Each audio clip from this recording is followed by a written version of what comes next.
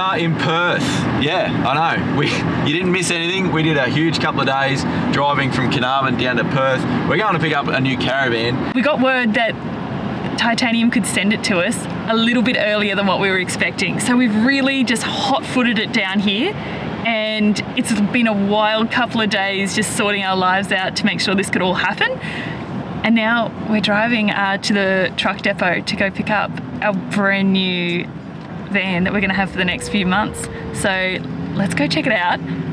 We're so freaking excited to show you through this. We have been waiting for so long to get our hands on this van. Wow. For now, we've got about a half-hour drive through Perth traffic in ordinary weather, but we're excited to go and get a new van for a little bit. So we'll tell you more about it, how it all came about, what we're getting and why, a little bit later on in the video. But for now, we're going to go and pick up this new van. See if you can spot a caravan, boys. We got it in here somewhere. This will be easy, you reckon? No, there might be a lot of... Oh, I can see it. Whoa. I can see it. Yeah, it's just over there. Just over there. Just over there. Can you see it, James? Yeah, down there. I know where it is, How do you... but I just can't see it. Oh, that's you. Wrong one. You know where it is, James? Where is it? Through there. Oh, which one is it? Good question. Yeah, this is the little one. It's the small one. Which one? Not the big, the one that says HS2 on the front. H? HS2. H for Harrison. Oh. Wow, it looks small next to the one next to it. Alright, we're gonna go find Dave. It looks cool, I like it. Let's go check it out. It does look so much narrower than the big one next to it. Let's go. I think it's funny because they're both white. So that's a full-size traditional sort of caravan from Titanium, and then that's our little hybrid one next to it. And then it's probably the best comparison you're going to get to how much smaller it is. What is it? Whoa. They look so good, don't they? Wow. So this is it. 1960. Hey? Yeah, that's a 1960. They're so different. They look different. Like this one's got... Yeah, that's interesting. Like Liz just pointed out, that's a 19.6 next to it. So same size as our current van. I think this one's a couples version. Yeah, it is. But it's a rear door couples version. Ours is a rear door bunk version. So that's the biggest difference with this van over our current van. Well, no, actually, it's not probably the biggest difference. The biggest difference is it's made of composite. So it's a full composite construction, fiberglass skin on both sides, foam in the middle, but door at the back is door at the rear is yeah, going to be different. Anyway, there's a lot of differences, a lot of big change, and a lot of things we'll tell you more about. This isn't actually our van, but we're going to tell you more about that later. We're borrowing it.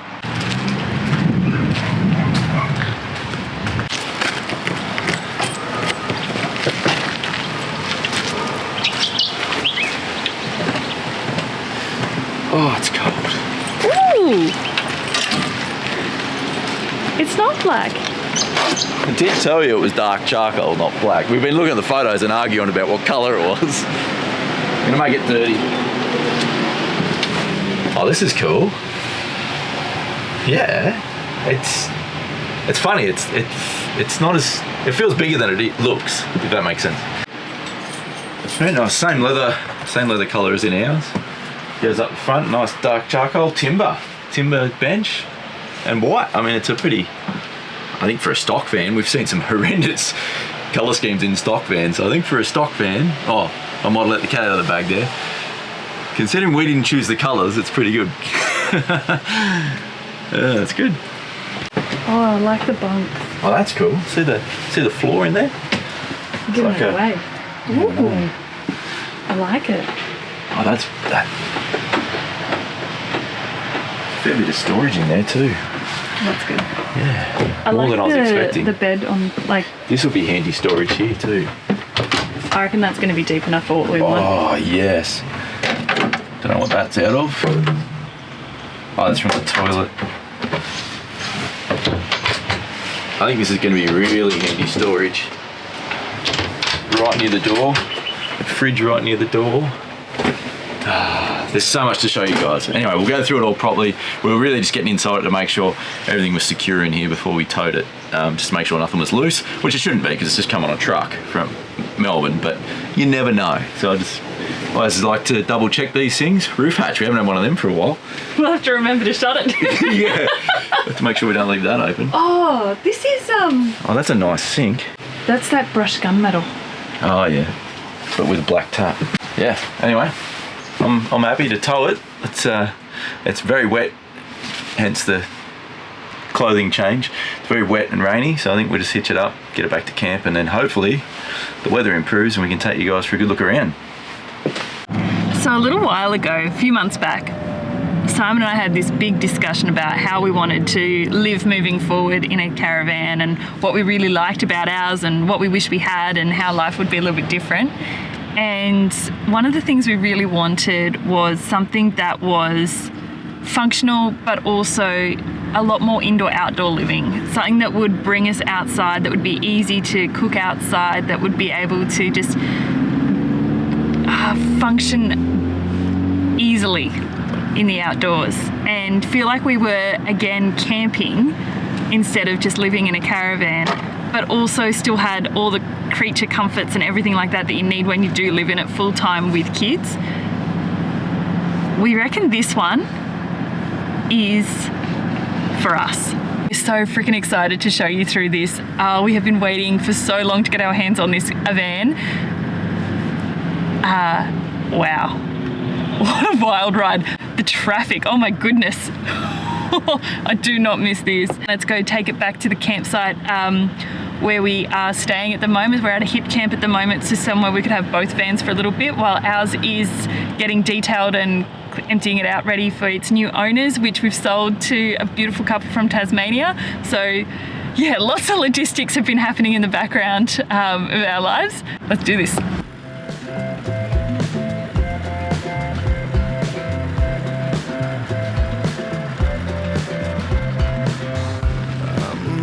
Babe, why can't you see? No hope in what's left of me.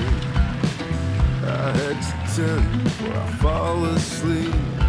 Sitting there on the edge, babe, not knowing which way to lean.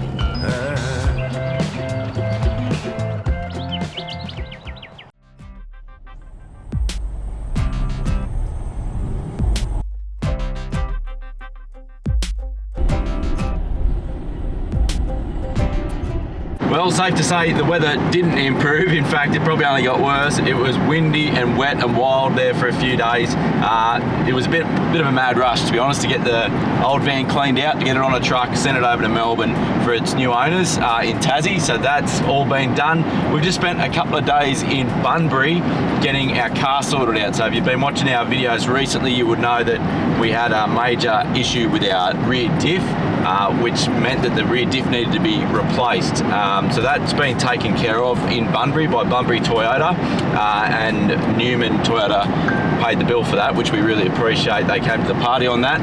Now we are heading east, which is different for us. It's been a long time since we've headed east. We've been in WA for almost a year, but we're going to start making our way back towards Melbourne, but we're not going to take the easy way. We're going to go on probably one of the biggest shakedown trips we've ever done. Well, no, actually, easily the biggest shakedown trip we've ever done. Test this new hybrid out from Titanium and see if it's the right product for us, if it's the right van for us, and take you guys along on the journey as well. So we're going to go to Melbourne from Bunbury via Uluru. Yeah, not direct, and is definitely not going to be sealed for big sections of that are going to be dirt and gravel. We really want to give this van a really good test run and go and see some country that we've never seen before. The Great Central Road's been on my bucket list for a long time, so looking forward to ticking that one off, plus a heap of other iconic outback tracks as we make our way east. First stop though, we're going to just head out east a little bit into the wheat belt of WA, pull up at a nice little free camp tonight, knock up some dinner. We'll show you guys a bit of our cooking setup in the new van when we pull up in there, but for now we've got a few hours of pretty boring backcountry roads to get through, and we'll see you when we get there.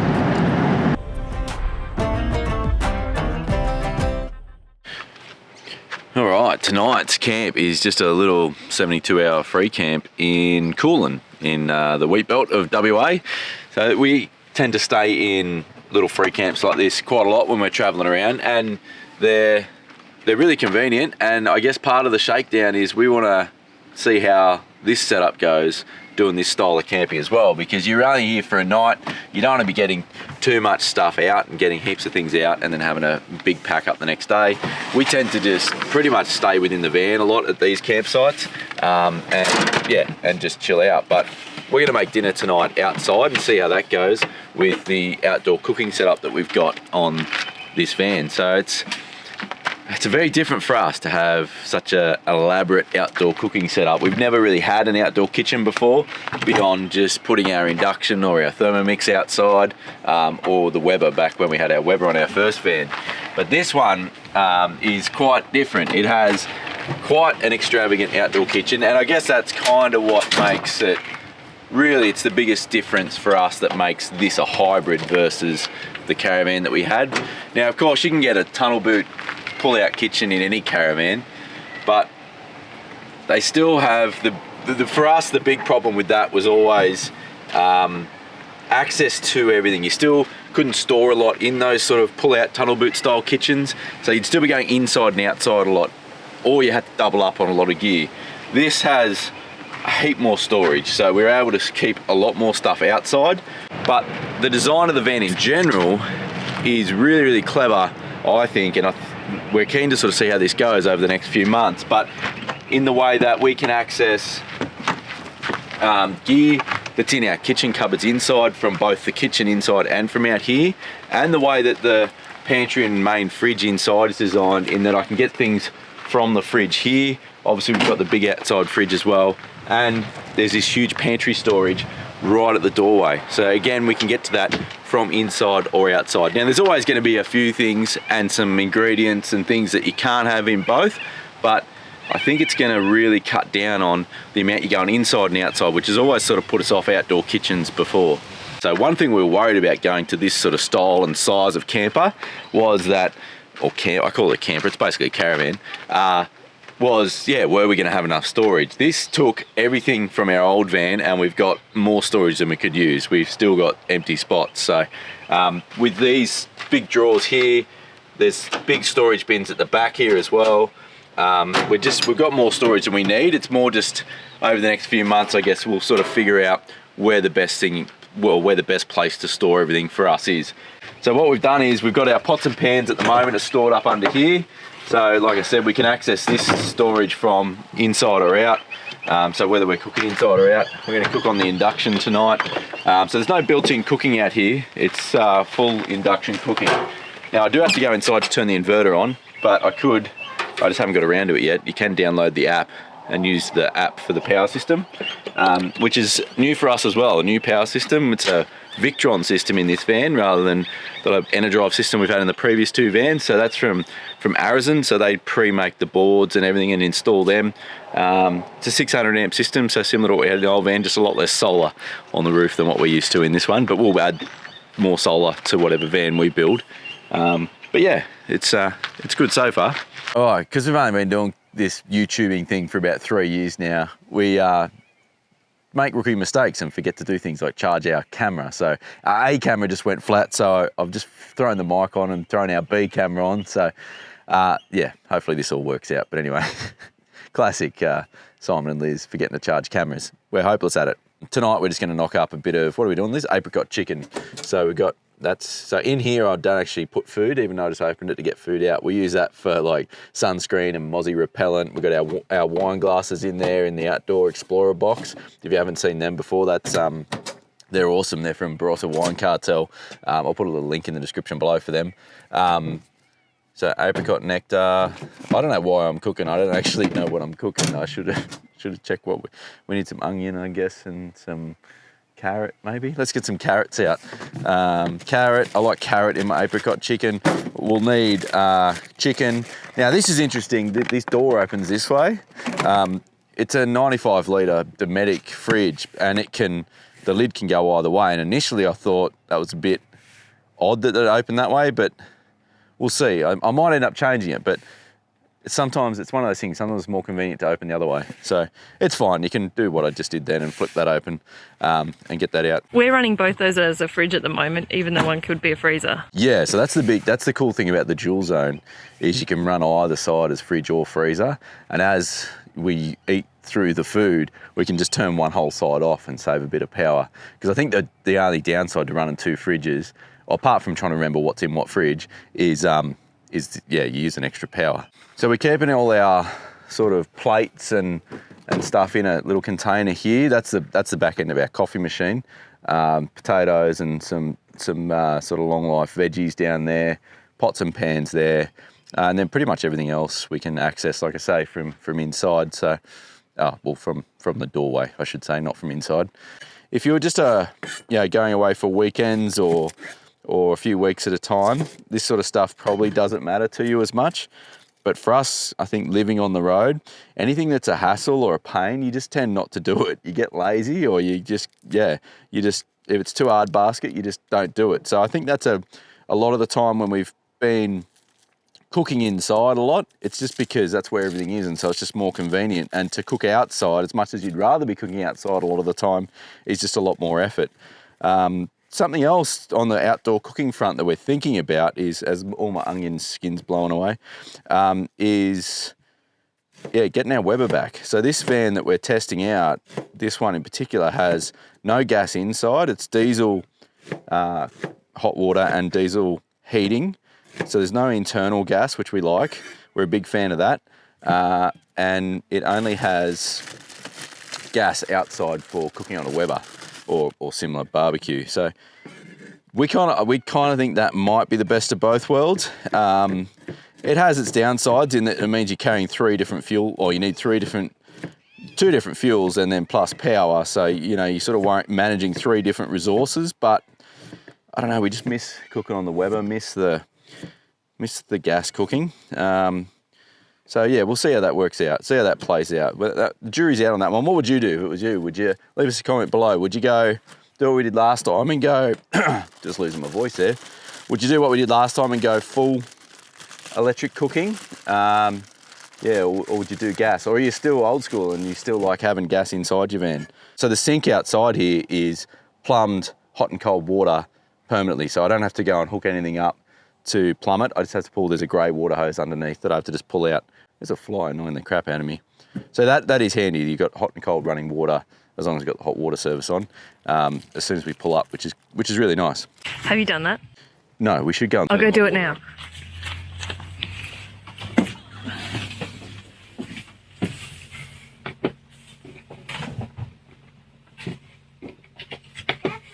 Oh, this is the new induction plate we got too. Oh yeah, so this came with the van actually. I think these come standard, come with the van.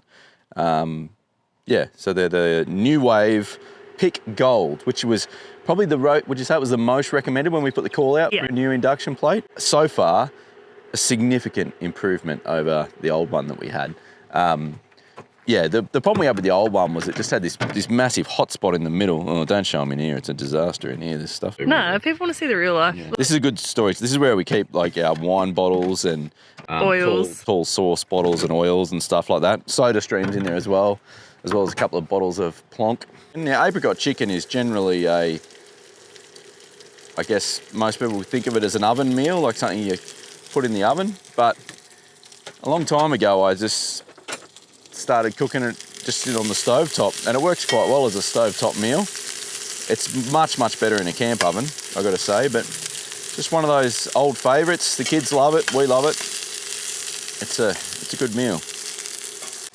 So these drawers aren't massive, but we're keeping all our spices, and they fit a can in them, which is handy. This one's got a lot more canned stuff in it and chippies and stuff for our nachos, but yeah, they're pretty handy extra food storage. Mash or rice with the apricot chicken? You can do either. Now, I'm a mash with apricot chicken person, which again is probably not traditionally how it was done.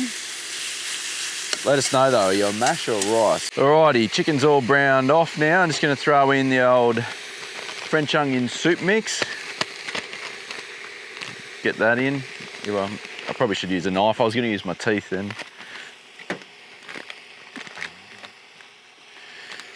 I like to get that in there and coat it all over the chicken.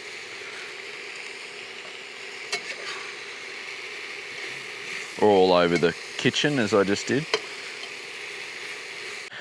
All right, now we're going to get the Thermomix out. So I'll show you where we've been storing the Thermomix. So as you can see, our coffee machine fits in there, which we're really worried about. Where's our coffee machine going to go? Because in the old van, we designed a custom drawer specifically to hold the coffee machine.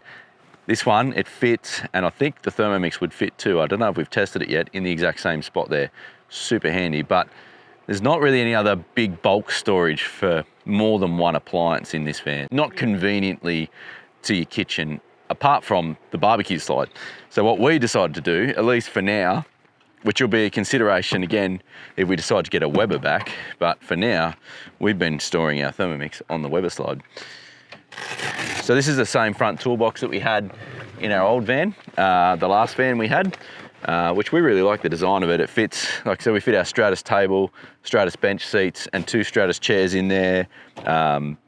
Sort of the big bulky stuff, like that's our portable solar panel, all that sort of stuff works really well in there. And then having these drawers, we're actually using this drawer for our shoes at the moment, which is working out pretty well. So it's quick and easy to access for all our sort of spare shoes and stuff. Something that we always struggled with was where to keep shoes stored. So Thermomix in its bag on the slide. I could get the slide out, but I'm lazy. I could set this up over there, over here, whatever. This just works easier. We'll get some mash on, because we're going to do mash. Now, where's the potatoes? In here. There's the black one, yeah. In the black one. But it's, how many are we going to need? A kilo's worth, roughly? So for me, the biggest compromise with this van is that because of the narrow body, the cabinetry is a little bit narrower than standard, which you don't notice at all in any way, shape or form when you're in the van. Like, it still feels really spacious, and the walk, what do you call the walk? The paths, like the passageway. The passageways are still like really ergonomical, but there is no standard dishwasher on the market that I could get into this van, which for me was the biggest downside. I think if I could get a dishwasher in this, it would be the ultimate. But it is the compromise that we sort of made, that, yeah, we couldn't have a dishwasher. I loved the dishwasher. I know a lot of people were like, oh, it's too fancy. No, it's not. It's bloody brilliant. It hides all your dirty dishes. It keeps your van clean. It was amazing. I do love that the kids do dishes now, though. It's like, I don't know what it is about me. It's like, I did dishes all my life as a kid. It's like character building, I think. So I'm okay with it, but I do miss the dishwasher and how clean that kept the van. The narrow body is better than I thought it would be, especially when we were in cities. Normally I'm like, oh, I hate driving through cities, like 4-lane traffic, into Perth, oh, gross, with a van on, in the wet. No, we had so much room either side. Yeah, it's only slightly wider than the car when we're towing it, which is really cool. I think the body width comes back to that, like, compromises again. I mean, obviously the compromise of the narrow body is things are a little bit smaller inside, like the cabinetry and stuff, but then the pro is it's a lot smaller, or feels a lot smaller when you're towing it, particularly through tight spaces. So yeah, like Liz said, in cities, but then I'm looking forward to seeing once we get out bush and do more bush tracks and things, even just day to day, like getting in and out of petrol stations has been easier, roundabouts are easier. But yeah, the main appeal to me for the narrow body was getting down some narrower bush tracks and stuff. I don't know how much of that we're going to get to do in the next few weeks, because we're in outback WA, but yeah, as soon as we get the chance to, I'm keen to test that out. But yeah, so far we're really impressed with it all. I mean, like Liz said, there's a few things we're going to have to probably sacrifice, like dishwashers and stuff, if we're going to buy something like this. But a really good opportunity, I think, for us to be able to test it out and try it out and see whether there are compromises and sacrifices we're willing to make. The feedback we got on our video a few months ago when we announced or sort of talked about the idea of going a smaller setup and doing something a bit different, and I'm sure some of you were thinking far smaller than this, and to be fair, I was thinking smaller than this as well. But yeah, it was a bag of worms. If you haven't, can of worms. If you want to go back and have a look through the comments on that video, I'll leave a link to that video up here. go and check it out when we first sort of talked about the idea of doing this. But a lot of you raised a really good point in that you don't want 100% outdoor cooking when you're traveling full time. It's just not practical. There's just too many scenarios where the weather or the bugs or whatever it might be just make it unpleasant to be outside, and you want to be able to retreat inside. But what we wanted was the primary cooking, the primary living to be outside, and inside sort of the backup. Well, that's what I wanted at least. This, I feel, is more close to that versus our previous 2 caravans have been much more inside is the primary living space, and you just go outside or cook and live outside occasionally, or as the backup option. We'll finish up cooking up dinner, I think, and maybe 1 or 2 more of these, and we'll see you guys in the morning when we're heading to the dirt. Time to get this thing dusty, eh? Test out that dust suppression system. We'll see you tomorrow.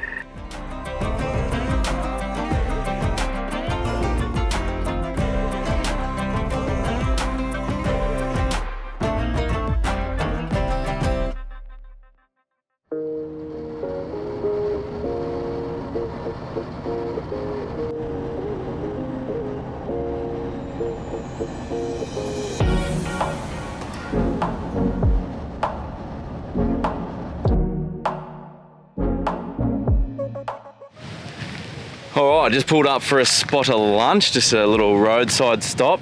Also on the way out here saw a sign saying that I think the Hyden Norseman Road that we're supposed to be taking or wanted to take could be closed. So we're about 30 k's from Hyden. We'll find out a little bit more about that when we get to Hyden, hopefully.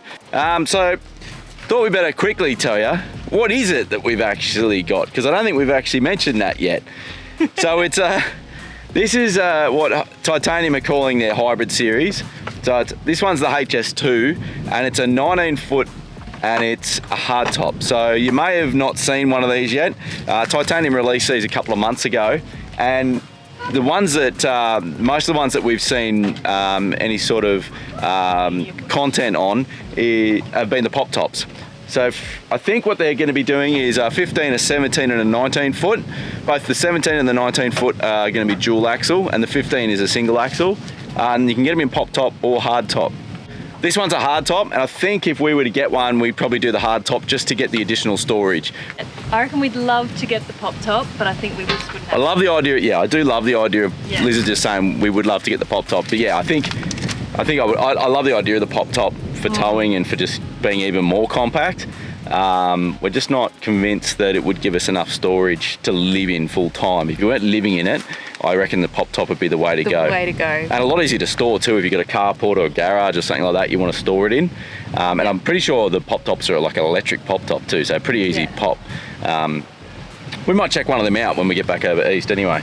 We're pretty excited to be back in a composite van. Obviously our first van was a composite van. We're big fans of fiberglass composite.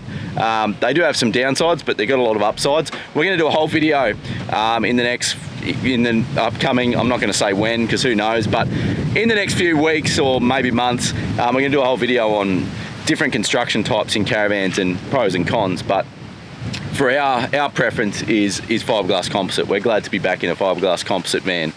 It's something that not everyone gets the opportunity to experience, but at some point, if you're going to go down this track, you're going to have to make a call on what type of suspension, what type of construction, what accessories and what options are worth it, which ones aren't. And obviously, you can only do what's right for you, and we can only share our personal opinions. But we'll be sharing that knowledge with you guys, what we think and why. If there's any questions you guys have, drop them in the comments below. If there's anything specific you want to know about that you want us to cover, particularly in comparison to the 3 different setups that we've had that we can obviously speak into. And yeah, we'll go through that as we road trip our way to Melbourne via Uluru. Just been to the local bakery. Your IGA at Coolin. IGA at Coolin. What's for lunch? Look. Bread rolls. Pretty gourmet, like I know, not wraps. Chicken lettuce mayo. Done. Done.